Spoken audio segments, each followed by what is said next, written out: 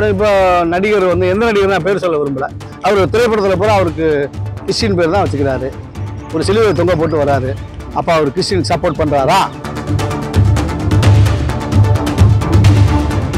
காடுன்னா இந்த காக்கா கழுகு அப்படின்ட்டு ஒரு வட்டம் போட்டதெல்லாம் செம்மணக்கள். இவ்வளவு பண்ணி ஒரு சின்ன பையன் அவர் ஆரம்பிச்சிட்டாரு. உங்க தலைவர் கடைசியில பாத்தீங்கன்னா தலைவா ஒரு விஷயம் நல்லா கேட்டுங்க. ரசிகனை பூரா ஓட்டு போட வச்சிடலாம் நினைச்சான். அது எந்த நடிகனா இருந்தாலும் அவன் செய்யும் முட்டாள்தனம், இன்க்ளூடிங் ரஜினி. அவங்க எல்லாருமே ரஜினியை பாத்துக்கங்க. இல்ல இல்ல நான் அப்படி சொன்னேன். கமலை பாத்துக்குங்க. ரஜினி வர அவர் அரசியல் இருக்காரு இல்லங்க. இருந்து என்ன பிரயோஜனம்? நான் களத்துல இருக்காரு. ஐயோ களத்துல இருக்காரு, குளத்துல இருக்கால. ரஜினிகாந்த் பச்சை தமிழன் அப்படின்னு அவர் சொல்லுவாரு. ஆனா அது அரசியல் நீ ஆரம்பிச்சிட்டேன்னா கர்நாடகா காலண்டா ஆஃப் த ரிக்கார்டா நான் இப்ப சொல்றேன்னா ஆன் த ரிக்கார்டாவே சொல்றேன். ஸ்டாலின்ற தூத்துக்குடி ஆள் வந்து டிஎம்கேவால் விலை வீசப்பட்டார். சொன்ன காரணம் வந்து உடல்நிலை. ஆமா, ஆனா உண்மையான காரணம் இதுதான். ஆஃப் த ரிக்கார்டா நடந்த விஷயங்கள் நான் உங்களுக்கு சொல்றேன். இப்ப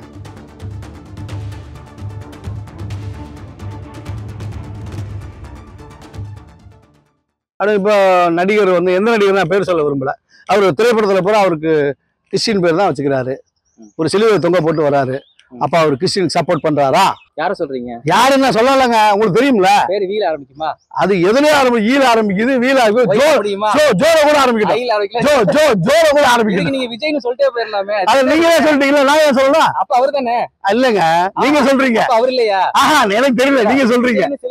சிலுவை போட்டு நடிக்கிறாரு அப்படின்னா வந்து எல்லா படத்துலயும் வர அப்படி என்ன நினைக்கிறது? அப்ப என்ன அர்த்தம்? அப்ப நீங்க வந்து அந்த மாதிரி ஒரு நடிகர் வரும்பொழுது அவர் பொருள் அவங்களுக்கு சப்போர்ட் பண்றாரு. அவர் வந்து பாத்தீங்கன்னா திருப்பாச்சியில பட்டு அடிச்சு நடிக்கலையா அவரு? ஆனா திருப்பாச்சியில ஒரு தடவை தானே பட்டு நடிக்கலையா? இல்ல, அவர் அந்த திரைப்படத்துல ஒரு தடவை தானே பட்டு அடிச்சு நடிச்சாரு. ரஜினிகாந்த் தான் வந்து சங்கர் செலிம் சைமன்ல பாயா வருவாரு. அதுக்கப்புறம் இப்ப பாயா வராரு. அவர் நிறைய படத்துல பாயாவும் நடிச்சிருக்காரு. அவரு ஜேம்ஸாவும் நடிச்சிருக்காரு. நான் வாழைப்பன் படத்துல வந்து அவர் பேர் மைக்கேல். இல்ல, அவரை பத்தி நான் ஒண்ணுமே சொல்லலையே. அவர் பாவம் நல்லா அதை கூட இப்ப ஆடியோ லாஞ்சில சொல்லியிருப்பாருன்னு நினைக்கிறேன். இந்த காக்கா கழுகு கதை அப்படி எல்லாம் சொன்னது வந்து காக்கா கழுகு இவரை தான் சொன்னாரு, அவரை தான் சொன்னாருன்னு சொல்லி ஆளுக்கு சுட்டு போட்டு என்னென்னமோ பண்ணாங்க. அத ஒரு நடிகர் வந்து நம்மளை தான் சொல்லிட்டாருன்னு அவருடைய ஃபேன்ஸும் ரஜினிகாந்துடைய ஃபேன்ஸும். ஆனா அந்த சோசியல் மீடியா ஆத்தாடி உட்காந்துக்கிட்டே பேசுறாங்க பாருங்க. ஓப்பனா சொன்னா முழு சட்டை மாறன், அந்த சவுக்கு சங்கரு, அந்த பயில்வான் ரங்கநாதன், இன்னும் நிறைய பேர் இருக்காங்க, எனக்கு பேர் தெரியல. ஏன்னா அவங்க ரஜினியை பத்தி உண்மையை சொல்றாங்க. இல்ல உண்மையை சொல்றாங்கன்னு பொய்யான விஷயத்த உண்மைன்னு சொல்றாங்க. நீங்க சொல்றீங்க. இல்ல நான் எனக்கு தெரிஞ்ச உண்மையை சொல்றேன். அவனுக்கு தெரிஞ்ச உண்மையை அவன் சொல்லும் போது எனக்கு தெரிஞ்ச உண்மையை நான் சொல்லக்கூடாதா? இதெல்லாம் கூட பரவாயில்ல, இது நம்மளதான் சொல்றாருன்னு அந்த நடிகர் நினைச்சுக்கிட்டாரு. யாரு? விஜய் தன்னை தான் இவர் ரஜினிகாந்த் நம்மளதான் சொல்லிட்டாரு போல இருக்கு. அவருக்கு அதுல எவனோ ஓதி இருப்பான் போல இருக்கு. இல்ல அவரா அப்படி எடுத்துக்கிட்டாருன்னு தெரியல. அவர் என்ன செஞ்சாரு, சம்பந்தமே இல்லாம, அதாவது ஒரு ஆடியோ, அது என்னமோ வெற்றி விழா, உலகத்திலேயே வந்து எனக்கு தெரிஞ்சு 12வது நாள் வெற்றி விழா கொண்டாடின ஒரு படம் அப்படின்னா அது அந்த லியோங்கிற ஒரு படத்துக்கு தான் பண்ணாங்க.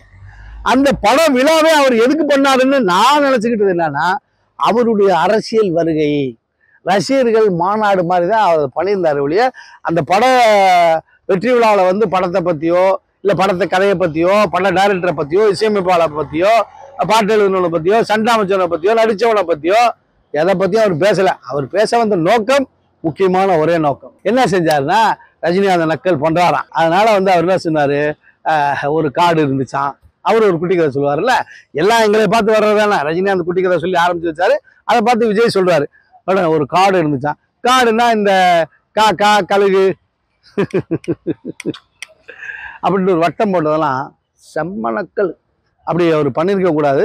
ஆனா நீ என்ன வேணாலும் பேசிட்டு போ அப்படின்ட்டு இப்ப லால் சலாம் ஆடியோ லான்ச்சில் எல்லாம் பேசி முடிச்சுட்டாரு தலைவர். பேசி முடிச்சுட்டு போயிட்டு இந்த விஷயத்துக்கு நம்ம ஒரு முற்றுப்புள்ளி வைக்கணும் அப்படின்னு சொல்லி வந்து அருமையா அழகா எல்லாருக்கும் புரியுற மாதிரி, சுட்டாலும் சங்கு வெண்மை வரும், மேன்மக்கள் கெட்டாலும் மேன்மக்களே அப்படிங்கிறதுக்கு அடையாளமா அருமையா சொன்னார். எப்பா இந்த மாதிரி நான் காக்கா கழு கதை சொன்னேன், அது இவரை தான் சொல்லிட்டாருன்னு சொல்லி எல்லாமே சோசியல் மீடியாவில் பூராமே இப்படி பண்ணி இது பண்ணீங்க. டெஃபினட்டாக நான் அந்த மாதிரி பேசலை, அவரை பற்றி பேசலை. பட்டு இந்த காக்காக்களுக்கு ஒரு முற்றுப்புள்ளி வைக்கிற மாதிரி ஒரு நல்ல விஷயத்தை சொல்லிட்டு போயிட்டார். நாம் பார்க்க வளர்ந்த பையன் விஜய் ஒரு 13-14 வயசு இருக்கும்போது தர்ம தலைவன் படம் ஷூட்டிங் அவங்க வீட்டில் நடந்துட்டு இருக்கு. ஸோ அப்போ விஜய் பார்த்துட்டு இருந்திருக்காரு. எஸ்.ஏ. சந்திரசேகர் கூப்பிட்டு வந்து என் பையன் விஜய் அப்படின்னு சொல்லி அறிமுகப்படுத்தி வச்சிருக்காரு. இந்த மாதிரி சினிமாவில் ரொம்ப இன்ட்ரெஸ்டாக இருக்காரு, அவரை நடிக்கணும்னு சொல்லிட்டு இருக்காரு அப்படின்னோடனே ரஜினி சார் தான் கூப்பிட்டு முதல்ல நல்லா படிங்க தம்பி, அப்புறமேல நடிக்கலாம் அப்படின்னோடனே அவர் படிச்சாரா படிக்கலையாங்கிறதெல்லாம் ரெண்டாவது பிரச்சனை. ஆனால் அதுக்கப்புறம் வந்து அவரும் வந்து ஒரு 10 படங்கள் இருக்குமா, 10 படங்கள் வரைக்கும் அவங்க அப்பா படங்கள் தான். அதுக்கப்புறமேல வந்து பூவை உனக்காகன்னு ஒரு படத்துல தான் நடிகர் விஜய் அப்படிங்கிறது தெரிய ஆரம்பிச்சது. அதுக்கப்புறம் தன்னுடைய நடன திறமை, சண்டை காட்சிகள்ல அப்படின்னு சொல்லி அவரு இன்னைக்கு வந்து ஒரு டாப் மோஸ்ட்ல இருக்கிறாரு. அப்படி இருக்கிற ஒரு ரஜினிகாந்த் பார்க்க ஒரு வளர்ந்த பையன் வந்து ரஜினிகாந்த் போய் எனக்கு நீ தான் போட்டி அப்படின்னு ரஜினிகாந்த் சொன்னாலும் அவருக்கு அசிங்கம், அவருடைய கௌரவ குறைச்சல். அப்படி இருக்கிற ஒரு ஆளை போய் இன்னைக்கு வளர்ந்த இவர் ரஜினிகாந்துடைய சினிமா அனுபவம் இருக்காது, அவருக்கு வயசு கூட அவ்வளவுதான் இருக்கும். அவரு போய் நின்றுக்கிட்டு நான் தான் ரஜினிக்கு போட்டி அப்படின்னு சொன்னா அது விஜய்க்கு அசிங்கம், அவமானம், அவருக்கு கௌரவ குறைச்சல் அப்படிங்கிறத தெளிவா சொல்லிட்டார். சின்ன பையனோட என்னையப்ப கம்பேர் பண்றன்ற மாதிரி எடுத்துக்கலாமா? இல்ல, டெஃபினட்டா நம்ம வந்து சின்ன பையன் தானே, பையனோட ஏன்னா பையன் தானே அவரு, சின்ன பையன் தானே அவரு. ரஜினிகாந்த் அதாவது கம்பாரிசன்ங்கிறதுங்க. இப்போ ரஜினி கமலை கம்பேரிசன் பண்ணா ஒரு நியாயம் இருக்குன்னு நம்ம ஏத்துக்கலாம். ஏன்னா அவங்க 2 பேரும் சமகால நடிகர்கள், சக நடிகர்கள். ரஜினிகாந்தே சொல்லுவாரு நான் இவரை பார்த்தா நடிக்க கத்துக்கிட்டேன் அப்படின்லாம் சொல்லியிருக்காரு. கமலை கம்பேரிசன் பண்றது கூட தப்புன்னு தான் சொல்லுவேன். பட் இருந்தாலும் அதை கூட பண்ணலாம். அதை விட்டுட்டு நீங்க விஜய் கூட போய் அஜித் கூட போய், ரஜினி எல்லாங்க லெஜெண்டுங்க. அதாவது அவங்கெல்லாம் வந்து ஒரு 48 வருஷம் 50 வருஷம் சினிமாவில் இருந்து அவங்கெல்லாம் ஒரு லெஜெண்டு. அவங்களோட இன்னைக்கு வர்ற யூத்தை கம்பேர் பண்றதோ இல்லை இந்த யூத்தை கொண்டு போய் அவங்களோட கம்பேர் பண்றதெல்லாம் மகா மட்டமான செயல், முட்டாள்தனமான செயல். எல்லாருக்கும் பொங்கல் நல்வாழ்த்துக்கள்னு சொன்னாலும் அதுக்கு 4 பேர் திட்டுறான். எல்லாரும் தீபாவளி நல்வாழ்த்துக்கள்னு அதுக்கு 4 பேர் திட்டுறான். எல்லாத்துக்கும் இனிய ரம்ஜான் நல்வாழ்த்துக்கள், இனிய கிறிஸ்துமஸ் நல்வாழ்த்துக்கள்னு அதுக்கு 4 பேர் திட்டுறான். ஏன்னா எது சொன்னாலும் ரஜினியை வந்து, அதாவது ரஜினியை திட்டுறதுக்கு 1000 பேர் இருக்கான். எவ்வளோ பேர் இருக்கான்? 1000 பேர் திட்டிக்கிட்டு இருக்கான். ஆனா அவரை வாழ்த்துறவன் கோடி பேர் இருக்கான். அதுக்கு விஜய் வந்து அரசியலுக்குள்ளார வரப்போறான்றது 100% வந்து பாத்தீங்கன்னா தகவல்கள் வந்து உறுதிப்படுத்துது. வரட்டும். ஆமா, தமிழக முன்னேற்ற கழகம் அப்படின்னு சொல்லிட்டு 2-3 பேர்லாம் வந்து அறிவிச்சிருக்காங்க. ஏதோ ஒண்ணு பண்ணட்டும். இவ்வளவு பண்ண ஒரு சின்ன பையன் அவர் ஆரம்பிச்சிட்டாரு. உங்க தலைவர் கடைசியில பாத்தீங்கன்னா தலைவா ஒரு விஷயம் நல்லா கேட்டுங்க. இல்ல சொல்லி முடியும். இவருக்கு அப்புறம் இவ்வளவு அனுபவங்கள் குறைவாக, வயது குறைவாக இருக்கக்கூடிய நபரு தனக்கு இருக்கக்கூடிய ஒரு மாஸ் ஆடியன்ஸ் இவங்களுக்கு ஏதாவது பண்ணணும், தமிழ்நாட்டுக்கு பண்ணணும்னு சொல்லிட்டு வரத்துக்கு 100% வரப்போறாரு. ஆனா உங்களுடைய தலைவர் சூப்பர் ஸ்டார் ரஜினிகாந்த் அவர்கள் வரேன்னு சொன்னாரு. அதுக்கப்புறம் முடியல. இன்னைக்கு பாத்தீங்கன்னா அரசியல் இல்ல, பட் இருந்தாலும் அரசியல் பேசுறதாக பல விமர்சனங்கள். இதை நீங்க எப்படி பாக்குறீங்க? ரஜினி அரசியல், விஜய் அரசியல் எப்படி பாக்குறீங்க? ரஜினி அரசியல் வேற, விஜய் அரசியல் வேற. ரஜினி வராமலே வந்து நம்ம வந்தா இதான் நிலைமைன்னு புரிஞ்சுக்கிட்டாரு, தெரிஞ்சுக்கிட்டாரு. நீங்க சினிமா ரசிகன் வேற, அரசியல்வாதியா மாறி ஓட்டு வாங்குறது வேற. இதை புரிந்து கொண்டவர் ரஜினி. இதை புரியாமல் வீணா போனவர்களில் கலைஞானி கமலஹாசன். ரசிகனை பூரா ஓட்டு போட வச்சிடலாம் நினைச்சா அது எந்த நடிகனா இருந்தாலும் அவன் செய்யும் முட்டாள்தனம், இன்க்ளூடிங் ரஜினி. எங்க தலைவரை சேர்த்து தான் சொல்றேன். அதே நிலைமை தான் விஜய்க்கும் நாளைக்கு. ஓ தமிழ்நாடு கண்ணா வாய்ப்பு இல்லை ராஜா, சீமான் சொல்லுவார் இல்லையா, வாய்ப்பு இல்லை ராஜா. நான் அது உதாரணத்துக்கு ரஜினி கமலை பத்தி நான் ஆல்ரெடி ஏற்கனவே சொல்லியிருக்கேன். ரஜினி கமல் சினிமாவில் நடிங்க, நல்லா மக்களை என்டர்டெயின் பண்ணுங்க, நல்லா சம்பாதிங்க. முடிஞ்சா அரசியல் வராம உங்களுடைய ரஜினி மன்றத்தின் சார்பாக, கமல் மன்றத்தின் சார்பாக மக்களுக்கு நல்லா செஞ்சுட்டு போய்கிட்டே இருங்க. நீங்க அரசியலுக்கு வந்து ஒரு அணியும் புடுங்க முடியாது, உங்களால உங்களை விட மாட்டாங்க. இன்னொன்னு கமல் வந்து வரவங்க எல்லாருமே ரஜினியை பாத்துக்கங்க. இல்ல நான் அப்படி கமலை பாத்துக்கங்க. ரஜினி வர அரசியல் இருக்காரு இல்லைங்க, இருந்து என்ன பிரயோஜனம்? அதாவது செல்லாத நோட்டை செலவு இருக்காருல்ல, இருங்க நான் களத்துல இருக்காரு. ஐயோ களத்துல இருக்காரு, குளத்துல இருக்கால. 1000 ரூபாய் செல்லாது. அந்த காசு உங்ககிட்ட இருந்தா அதுக்கு பேரு நோட்டா? ரூபா தானே அதுக்கு பேரு. செல்லாத நோட்டு. செல்லாத நோட்டை செலவு பண்ண முடியாது. அதுதான் கமல் நிலைமை. வந்தா செல்லாத நோட்டா போயிருவோம் அப்படின்றதுக்காக தான் அரசியலுக்கு வரல. அவருக்கு உடல்நிலை ஒரு காரணம் கிடையாது. இல்ல அதுக்கு நீங்களா சொல்லிக்கிறதா? அது எப்படி எடுத்துக்கிறது? இல்ல ஆக்சுவலா வந்து எல்லாரும், அது கமலும் வந்து செல்லாத நோட்டா போயிட்டாருன்னா அவர் வந்து இந்த மக்களுக்கு கெட்டு போகணும், மக்களுக்கு கெடுதல் செய்யணும்னு அரசியலுக்கு வர கிடையாது. நல்லது செய்யணும்னா வராரு அவரும். கால சூழ்நிலை மாறிச்சு. அவருக்கு உடல்நிலை சரியில்லாமல் போய் வந்தது ஒன்று, கொரோனான்னு ஒன்று வந்துச்சு. பூத் கமிட்டி வேலையெல்லாம் பார்த்தாங்க ரஜினி மக்கள் மன்ற நிர்வாகிகள். அதிரடியாக 236 தொகுதியிலையும் பூத் கமிட்டி வேலையெல்லாம் பார்த்து எல்லாம் முடிச்சு வச்சுட்டாங்க. முடிச்சு வச்சதுக்கு அப்புறம் இவர் வந்து நான் அரசியலுக்கு ஒரு உறுதின்னு சொல்லி டிசம்பர் ஒரு 1ஆம் தேதி சொல்லிட்டு போறாரு. அர்ஜுனமூர்த்தியும் தமிழர் மொழியிலையும் வச்சுட்டு அண்ணா அந்த படம் ஷூட்டிங் போறாரு. ஷூட்டிங் போனால் திருப்பி லாக்டவுன், கொரோனா, ஏகப்பட்ட பிரச்சனை நடக்குது. அப்போ இந்த பூத் கமிட்டி வேலையெல்லாம் பார்த்தான் பார்த்தீங்களா, அவன் பூரா திருப்பி ரீஒர்க் பண்ணணும். ஆமாம், அது ரொம்ப சிரமம். அதுக்குள்ளே வந்து இப்போ பல அரசியல் கட்சிகள் ரஜினியை வந்து கட்சி ஆரம்பிக்க போகிறாரு அப்படின்னோடனே இந்த அரசியல் கட்சிகள் என்னென்ன பண்ணுவாங்கன்னு மீடியாக்காரங்களாக இருந்தால் உங்களுக்கு தெரிஞ்சிருக்கும். அந்த மாதிரி வேலையெல்லாம் பார்க்க ஆரம்பிச்சிட்டாங்க. ஆஃப் த ரெக்கார்டாக நான் இப்போ சொல்கிறேன்னா ஆன் த ரெக்கார்டாகவே சொல்கிறேன்.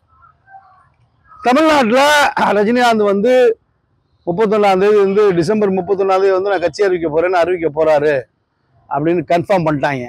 கன்ஃபார்ம் பண்ண உடனே ரஜினி யாரை நம்பி கட்சி ஆரம்பிக்கிறாரு? ரசிகர்களை நம்பி தான். ஆனால் அவங்க தான் ஃபுல்லாக வேலை பார்க்கணும். அந்த ரசிகர்களில் தூத்துக்குடி மாவட்டத்தில் ஸ்டாலின்னு ஒரு ஆள், அந்த ஆள் என்ன செஞ்சிட்டாருன்னா ரஜினிகாந்துக்கு பேரில் அவர் பேரில் கட்சி பதிவு பண்ணது, ஆட்டோ சின்னம் வந்தது, ஏகப்பட்ட விஷயங்கள் நடந்தது. அந்த ஸ்டாலின்ற தூத்துக்குடி ஆள் வந்து டிஎம்கேவால் விலை பேசப்பட்டார். அவர் விலை பேசினதும் இல்லாமல் அவர் மூலமாக அந்த ரெக்கார்டாக நடந்த விஷயங்கள் நான் உங்களுக்கு சொல்கிறேன். இப்போ நான் தமிழ்நாட்டில் நிறையா மக்களுக்கும் தெரியாது, நிறையா ரசிகர்களுக்கும் தெரியாது. நான் விஷயத்தை இப்போ சொல்கிறேன். எனக்கு மட்டும் எப்படி தெரியும்னு கேட்காதீங்க, அதுக்கு விளக்கம் கொடுக்குறேன். திருச்சியில் ஒரு மீட்டிங், யார் இந்த ஸ்டாலின் தலைமையில் போடுறாங்க.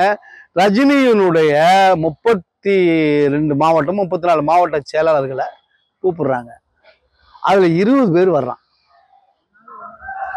20 பேர் அந்த மீட்டிங்கு வர்றான். அண்ணாத்த ஷூட்டிங் அங்கே நடந்துட்டு இருக்கு ஹைதராபாத்தில். அப்போ இங்கே மீட்டிங்கில் என்ன பேசப்படுது அப்படின்னா, இப்போ இந்த மாதிரி தலைவன் கட்சி ஆரம்பித்தாலும் சரி, ஆரம்பிக்காமல் போனாலும் சரி,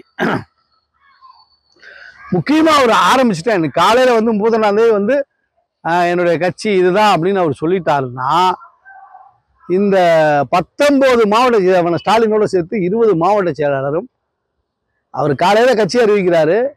சாயந்தரம் ஈவினிங் பேப்பரில், டிவியில், சோசியல் மீடியாவில் வரக்கூடிய நியூஸ் 20 மாவட்ட செயலாளர்கள் திமுகவில் போய் இணைந்தார்கள் அப்படின்னு வரவே பேசப்பட்டார்கள். அதில் ஒரு சில பேர் வேண்டாம் போங்கடா அப்படின்ட்டு போயிருக்கலாம். இந்த ரிசல்ட்டு சூப்பர் ஸ்டார் ரஜினிகாந்த் அவர்களுக்கு போகுது, காணொலியாக போகுது. மீட்டிங் நடத்தப்பட்டது காணொலியாக அவருக்கு போகுது. அந்த மனுஷன் அப்போதான் ரெக்கவர் ஆகி படம் நடிச்சிட்டு இருக்காரு. அதை பார்த்த உடனே மேற்கொண்டு ப்ரெஷர் ஏறி டென்ஷன் ஏறி, ஏண்டா உங்களை நம்பி நான் அரசியலுக்கு வரலாம்னு நினச்சா நீங்கள் பூரா இப்படி இருந்தீங்கன்னா நான் என்ன பண்ண முடியும்? ரஜினிகாந்த் மட்டும் நல்லவராக இருந்தால், ஒரு கட்சிக்கு வந்து ஒரு கட்சிக்காரன் மட்டும் தலைவன் மட்டும் நல்லவனாக இருந்தால் பத்தாது, அவனை சுற்றி இருக்கவனும் நல்லவனாக இருக்கணும். அப்போ தான் அந்த கட்சியை வளர்க்க முடியும், கட்சி வளரும், கட்சியை மக்கள் ரஜினிகாந்தை மட்டும் நம்பி ஓட்டு போட மாட்டாங்க. அந்த ஊரில் இருக்கிறவனுக்கு அவனுக்கும் மக்கள் செல்வாக்கு இருக்கணும், அவனும் நல்லவனாக இருக்கணும். ஆனால் ரஜினிகாந்த் அரசியலுக்கு வரேன்னு சொன்ன உடனே சம்பந்தமே இல்லாமல் நான் ரஜினி ரசிகர் நிறைய பேர் உள்ள வந்தான். காசை செலவு பண்ணிக்கிட்டு நாங்களாம் அப்படின்னு சொல்லி போஸ்டிங்காக, பதவிக்காக. ஸோ அவர் சொன்ன வார்த்தை என்ன, நம்ம கட்சியை வச்சு பணம் சம்பாதிக்க நினைக்கிறேன், என் பக்கத்தில் வராத அப்படின்னு சொன்னார். இதெல்லாம் அவர் சொன்னதெல்லாம் நடக்குமா? காசு இல்லாமல் அரசியல் பண்ண முடியுமா? ஒரு டீ சாப்பிட்ற 4 பேரை கூட்டிகிட்டு போனால், ஒரு இப்போ பூத் கமிட்டி அமைக்க போகிறோம், ஒரு இடத்துல டீ சாப்பிடணும்னா அங்கே 100 ரூபா செலவாகும். யார் கொடுப்பா காசு? ஆனால் ரஜினிகாந்த் என்ன சொல்றாருன்னா, நான் 1 லட்ச ரூபா தர்றேன், அந்த 1 லட்சத்தோட சேர்த்து 10,000 ரூபா நீ போட்டு செலவு பண்ணு, அப்பதான் நீ நல்லவேங்கிறாரு. ஆனா நம்மால என்ன செய்வோம் அப்படின்னா, அந்த 1 லட்சத்தை வாங்கி 50,000 இவன் ஆட்டையை போட்டுக்கிட்டு அந்த 50,000 செலவு பண்றேன்னு எழுதி 1,20,000 ரூபா கணக்கு எழுதலாம். நம்ம நான் ரஜினி ரசிகர் மட்டும் சொல்ல, டோட்டல் தமிழ்நாட்டு மக்களே அப்படித்தான் இருக்கான். எல்லா மக்களும் அப்படித்தான் இருக்கிறான். எல்லா கட்சியிலும் அதான் பண்ணிக்கிட்டு இருக்கானுங்க. அதனால அரசியல் என்பது ரஜினிக்கு என்னைய பொறுத்த வரைக்கும் அவர் வராமல் போனது நல்லது. வந்திருந்தால் சீப்பட்டு சின்னாப்பிட்டு இன்னைக்கு இல்ல இப்ப வந்து அவரு சொன்ன காரணம் வந்து உடல்நிலை. ஆமா. ஆனா உண்மையான காரணம் இதுதான். இல்ல அதுல உடல்நிலையும் ஒரு காரணம். இல்ல நீங்க உடல்நிலையும் ஒரு காரணம். ஆமா. திருப்பி ஒரு கேள்வி வரும். உடல்நிலை வந்து என்ன சொன்னாருன்னா, கூட்டங்களுக்கு போகணும், எனக்கு தொற்று ஏற்பட வாய்ப்பு இருக்கு, அதனால வாய்ப்பு இல்ல. பொதுக்கூட்டம் போகாம எதுவும் பண்ண முடியாது, மக்களை பார்க்காம மக்களை சந்திக்காம அரசியல் பண்ண முடியாது. ஆனா இல்ல அப்படியும் கூட இன்னைக்கு சோசியல் மீடியா அதுக்கப்புறம் 3 படம் நடிச்சிட்டாரு. எவ்வளவு கூட்டங்களை பார்த்திருப்பாரு. ஆடியோ லான்ச், இப்ப இதற்கு முதல்ல ஒரு படம் வந்துச்சு, அந்த ஆடியோ லான்ச்லயும் சரி, இந்த ஆடியோ லான்ச்லயும் சரி, எல்லா மீட்டிங்லயும் கலந்துக்கிட்டாரு. ஐயா நீங்க கொரோனா இருக்கும் போது நான் சொல்றேன். இல்லங்க இல்ல கொரோனா இருக்கும்போது இப்ப அவரு வந்து ரிகவர் ஆகி வந்ததுக்கு அப்புறம் டாக்டருடைய அட்வைஸ் படி ரொம்ப நீங்க ஸ்ட்ரெயின் பண்ணக்கூடாது, ரொம்ப க்ரௌட் இருக்கிற இடத்துல இருக்கக்கூடாது, ரொம்ப இது அந்த மாதிரி நிறைய ஸ்ட்ரெயின் பண்ணி அங்கிட்ட அலைச்சல் அந்த மாதிரி நிறைய விஷயங்கள் அவருக்கு சொல்லியிருக்காங்க. ஸோ அது ஒரு பக்கம். சரி, அது ஒரு பக்கம். ஆமா, 50% நபருக்காக 7.5 கோடி மக்களுக்கு தன்னால் ஆக வேண்டிய நல்லதை வந்து செய்யாம முடியாது. நீங்க முடியாது. ஏன்னா அவங்க அந்த 35 பேரை வச்சுதான் இந்த 7.5 கோடி மக்களுக்கு நல்லது செய்யணும் நான் நினைக்கிறேன்.